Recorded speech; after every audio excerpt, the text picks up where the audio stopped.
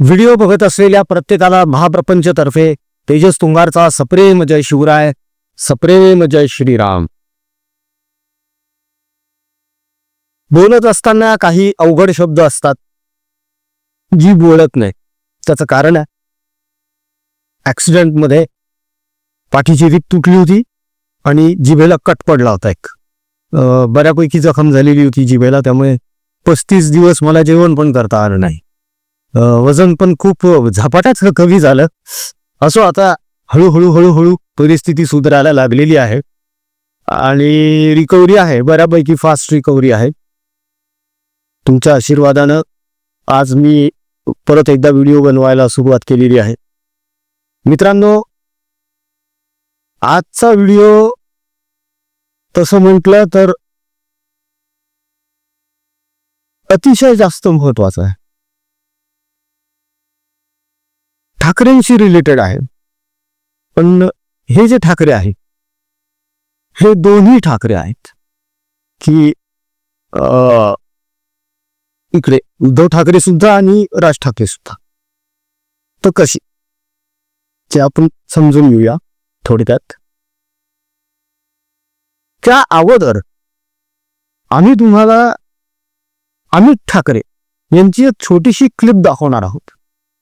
ही clip बघितल्यानंतर तुम्हाला खरंच असं वाटेल की यांचं शिक्षण खरंच मराठीतून झालंय का, किंवा यांच्या घरामध्ये मराठी बोलली जात असेल का, किंवा यांचा मित्रांचा जो गोतावळा आहे, कार्यकर्त्यांचा जो गोतावळा आहे, त्यामध्ये तरी मराठी बोलली जात असेल का. कसं आहे, तुम्हाला जर इंग्रजी भाषा शिकायची तर तुमचे शिक्षक किंवा तुमचे सल्लागार तुम्हाला काय सांगतात की जास्तीत जास्त अशा लोकांच्या संपर्कात राहा जे इंग्रजी फ्लुएंटली बोलतात, छान बोलतात, म्हणजे तुमचा सराव होईल आणि तुम्ही देखील इंग्रजी छान बोलू लागा. पण मराठी बोलायची आहे म्हणून कोणी तुम्हाला असा सल्ला देतो का की जे लोक मराठी बोलतात त्यांच्यामध्ये मिसळा? ती तर मातृभाषा आहे ना आपली. अहो, पहिला शब्दच आपण बोललोय आई, बाबा, दादा, काका. इथूनच सुरुवात झाली ना आपली मराठी बोलण्याची. आपल्या आई वडिलांनी कधी आपल्याला असं बसवलंय का आणि कान फटवलंय का की हे वाक्य मराठीत बोल? नाही ना. आई मला जेवण दे हे वाक्य बोलण्यासाठी आपल्याला आपल्या आईनं किंवा वडिलांनी शिकवलं का? नाही. घरात वातावरण असते ना, मराठीचं वातावरण आहे. आपण मराठी माणसं आहोत, साहजिकच मराठी शिकवावी लागतच नाही. माशाच्या पिल्ल्याला पोहायला शिकवावं लागतं का? वाघाच्या बछड्या शिकार करायला शिकवावी लागते का?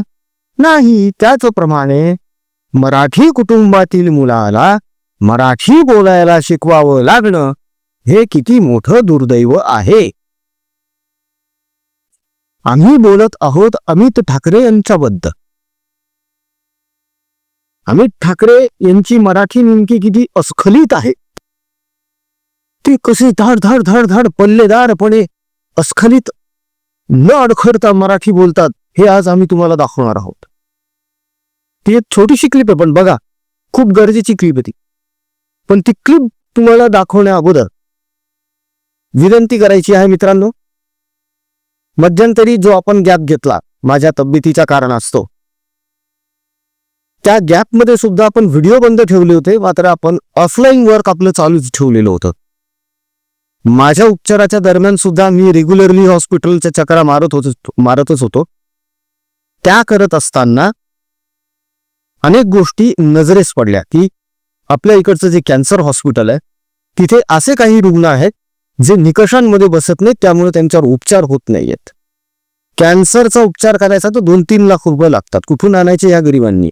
बरं, आणले घरी तरी पुढच्या 2-3 लाख औषधांचा उपचार कुठून आणायचा? त्यांचे नातेवाईक पायऱ्यांवर झोपतात, त्यांच्याकडे 10 रुपये नाहीये जेवायला, आपण त्यांना जेवण पुरवतो, आपल्याच्याने जेवढं शक्य आहे तेवढं आपण त्यांच्यासाठी करतोय, पण झोपायला जागा नाही त्यांना, रुग्णांना उपचार मिळत नाहीये. किती दयनीय अवस्था आहे. विनंती आहे फक्त एवढी एकच मित्रांनो, आपल्याला त्या निकषात न बसणाऱ्या रुग्णांचा उपचार करायचा आहे, त्यांच्या नातेवाईकांना जेवणाची व्यवस्था करायची आहे आणि एक छोटं शेल्टर उभा राहायचंय जिथे ते विनाशुल्क राहू शकतील, ज्या शेल्टरमध्ये त्यांचं ऊन वारा पाऊस यांपासून संरक्षण होईल. बस. रुग्णांची सेवा करता करता यांनी आजारी पडू नये म्हणून हे करायचं आहे. कारण एक माणूस आजारी पडला घरात, अख्खं घर आजारी पडून जातं. खूप मोठा त्रास असतो हा मित्रांनो. त्यामुळे या सत्कर्मामध्ये आतापर्यंत तुम्ही जशी साथ दिलेली आहे तशीच यापुढेही द्या, हीच कळकळीची नम्र विनंती आहे. म्हणूनच दिल्या गेलेल्या जीपे फोनपे क्रमांकावर यथाशक्ती यथामर्जी तुम्हाला जे योगदान द्यावं वाटतं, जो सहकार्य निधी द्यावं वाटतं, तो अवश्य पाठवा. तो कितीही असू शकतो. तो देण्यासाठी जबरदस्ती अजिबातच नाही. मात्र ट्रान्झॅक्शन केल्यावर त्याचा स्क्रीनशॉट व्हॉट्सअपवर नक्की टाका. आपल्याला त्याचा ट्रॅक रेकॉर्ड ठेवायचा आहे. आतापर्यंत आपण जे जे काम केलेलं आहे, जो जो निधी संकलित केलेला आहे, त्या सगळ्याचा ट्रॅक रेकॉर्ड आपल्याकडे आहे, लेखी स्वरूपामध्ये आहे. त्यामुळे आपलं सगळं काम हे अत्यंत ट्रान्सपरंट सुरू आहे. कुठल्याही प्रकारची शंका घ्यायची गरज नाही. तर मित्रांनो, जास्तीत जास्त प्रमाणात मोठं मन करून या सत्कर्मामध्ये सहभागी होऊन त्या रुग्णसेवेमध्ये, ईश्वर सेवेमध्ये सहभागी व्हा, हीच नम्र विनंती. चला आता बघूया मराठीचे जननायक, मराठी हृदय सम्राट ज्यांना म्हटलं जातं, त्या राजसाहेब ठाकरे यांचे चिरंजीव कसे अस्खलित आणि न अडखळता मराठी बोलतात, बघून घ्या. पण ती एक दुःखद घटना घडली आणि नक्कीच निश्चितच दुःखद होती ती. पण ह्याच्यासाठी आमचा हेतू काय, ह्याच्यात ना महाराष्ट्र नवनिर्माण सेना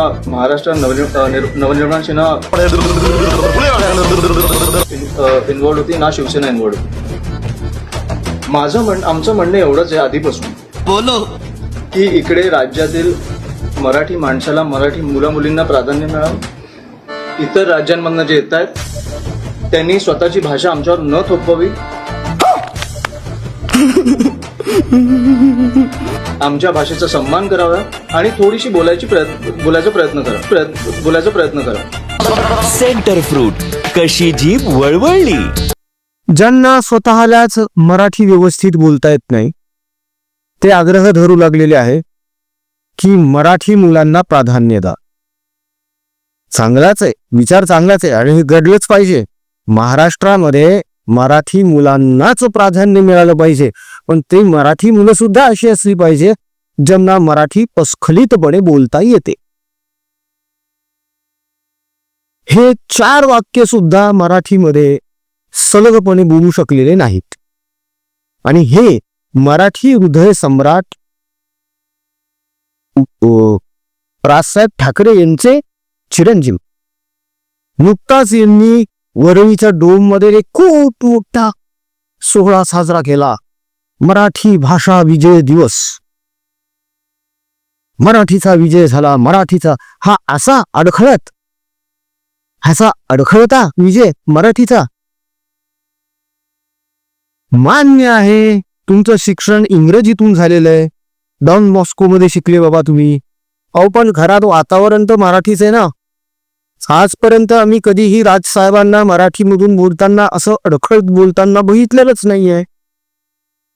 एक वेळ उद्धव ठाकरेंची गाडी घसरून जाते, मात्र यांचं काय बरं. हे एवढं मराठी करतात ठाकरे, हे उद्धव ठाकरे राज्यसभेवर कोणाला पाठवणार, प्रियंका चतुर्वेदीला.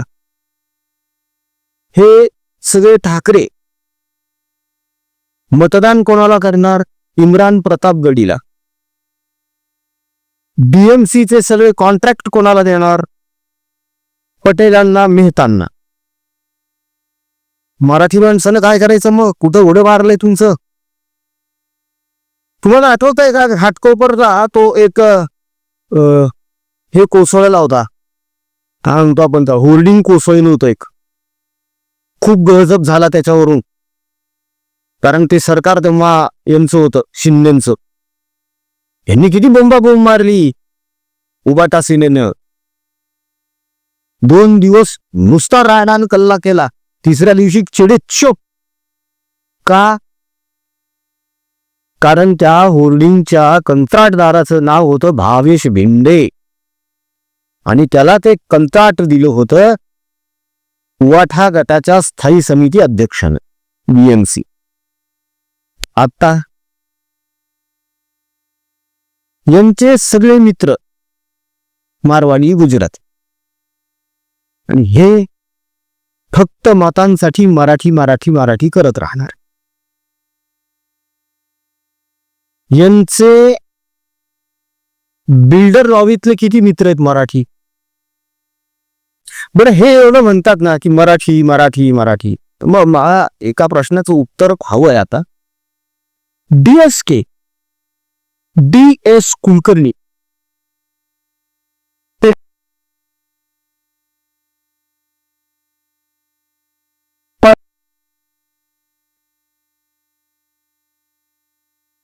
DSK तर अजूनही आहे. ते तर अजूनही म्हणतात की मी अजूनही फाईट करेन. मी पैसा खाल्लेला नाहीये, मी लोकांचा पैसा देणार आहे. ऍक्च्युली ह्या बिल्डर लॉबीने DSKना संपवण्यासाठी एक षडयंत्र रचलं होतं आणि त्या षडयंत्राला DSK बळी पडले. कोणते ठाकरे DSKच्या मदतीला धावले? कोणीच नाही. आजपर्यंत कोणत्या मराठी व्यावसायिकाच्या पाठीशी ठाकरे परिवार ठामपणे उभा राहिलाय? त्यांचे कार्यकर्ते सोडून, कार्यकर्ते पण सोडा, यांचे नेते सोडून, अर्थात संदीप देशपांडेंसारखे.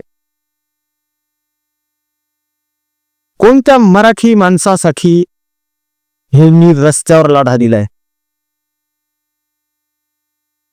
फक्त ते एक परीक्षेचं काहीतरी प्रकरण घडलं होतं रेल्वेचं, तेव्हा UP बिहारच्या पोरांना मारलं होतं मनसेवाल्यांनी.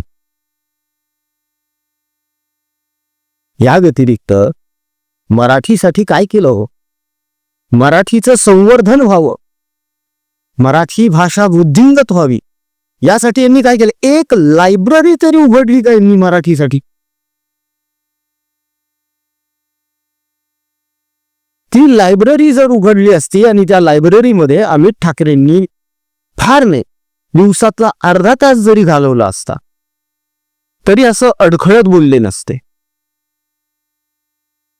आदित्य ठाकरे तर कमालच आहेत. आदित्य ठाकरे तर मराठीत बोलतच नाही, ते सतत इंग्रजीतच बोलता.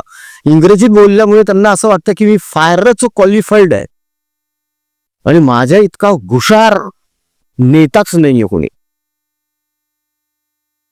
भाषेवरून तुमची हुशारी दिसत नाही हो, कर्तृत्वावरून दिसते. तुमचं कर्तृत्व काय? वरळीमध्ये एका बागेमध्ये वृद्धांसाठी 2 बाकडी टाकणं आणि व्यायामासाठी 2-4 इक्विपमेंट लावणं म्हणजे विकास नव्हे.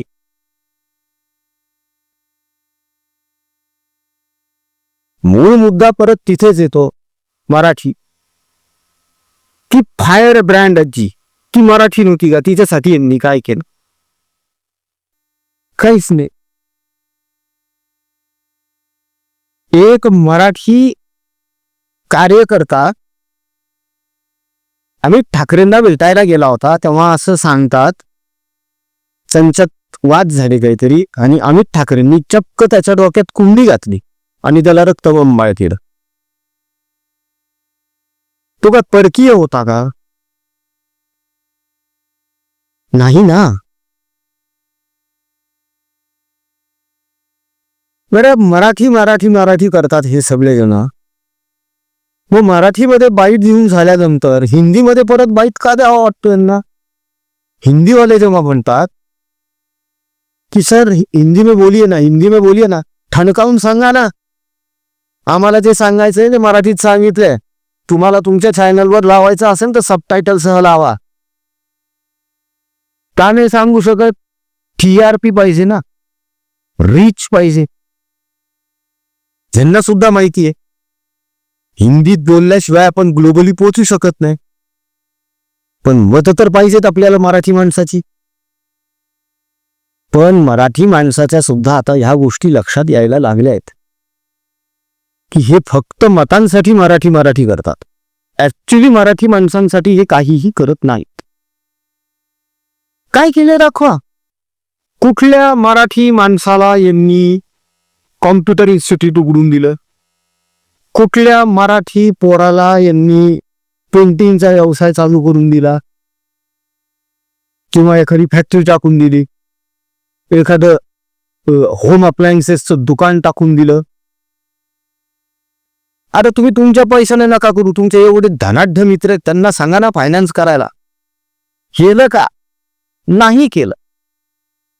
पण गुजराती मारवाडी व्यावसायिकांची पोरं जेव्हा येतात तेव्हा इंचे लगेच खिशे ढिल्ले होऊन जातात. आणि मराठी पोरांसाठी काय? शिववडा, शिवथाळी. जी शिवथाळी 10 वाजता सुरू होते आणि 11 वाजता बंद पडते. हे यांचं मराठीचं प्रेम. आता तुम्ही ठरवा मित्रांनो की स्वतःच्या स्वार्थासाठी तुमच्या भावनांशी खेळणारे हे नेते पुन्हा पुन्हा निवडून द्यायचे आहेत का? तसं तर आता नगरपंचायत आणि नगर परिषदेच्या निवडणुका आल्याच आहेत. अपेक्षेप्रमाणे मनसेनं घवघवीत यश संपादन केलेलं आहे. उबाठानं सुद्धा न भूतो न भविष्यती यश संपादन केलंय. यांचे आकडे जर बघितले ना तर प्रश्न पडतो की अरे हे राजकारण करतायत तरी कशासाठी?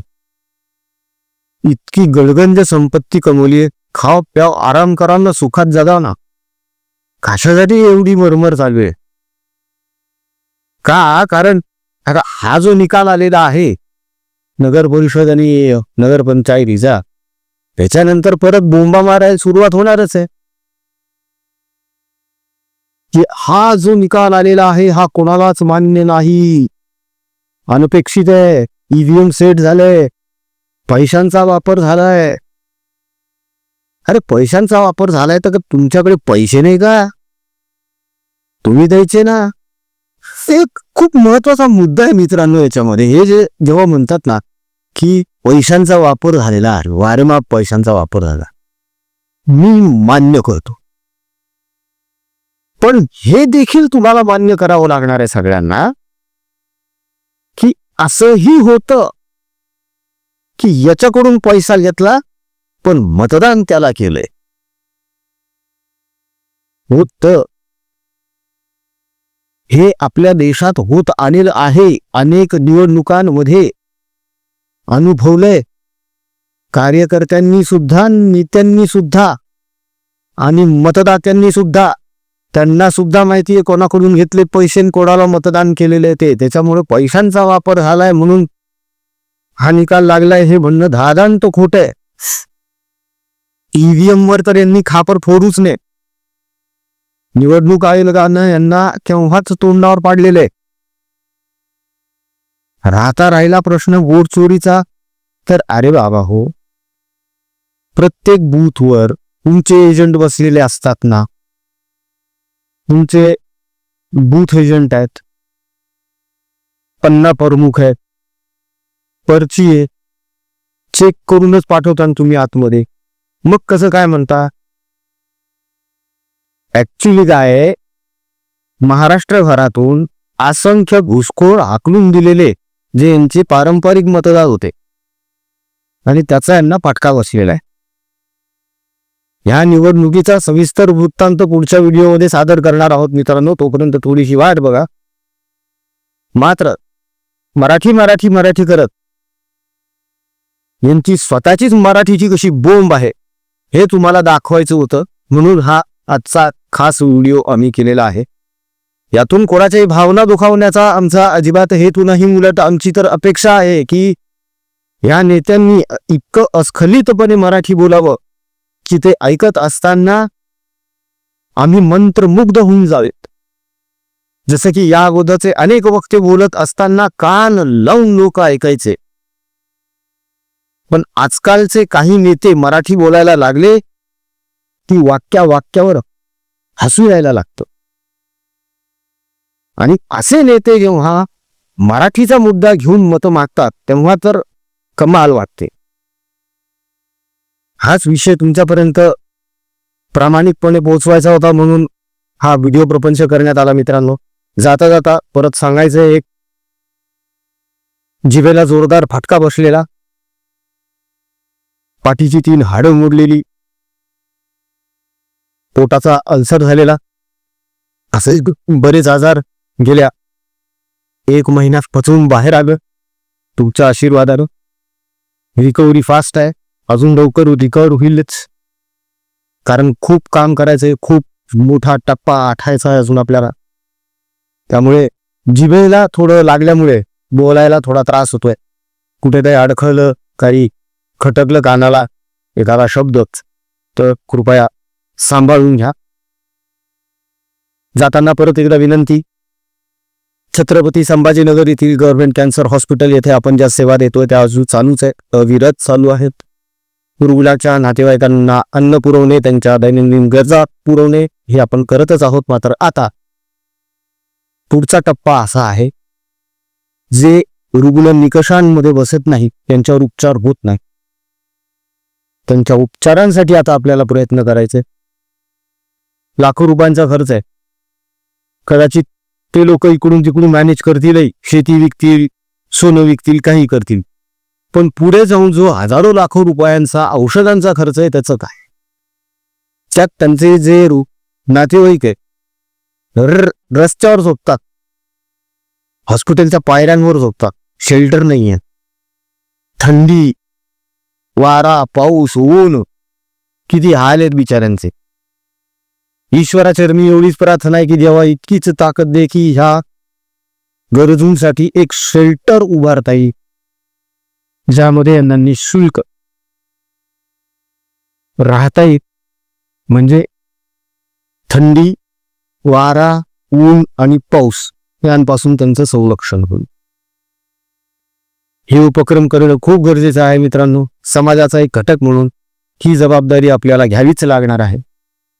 आम्ही यथाशक्ती प्रयत्न करत आहोत. या प्रयत्नांना तुमची साथ मिळावी इतकीच आमची मनापासूनची इच्छा आहे.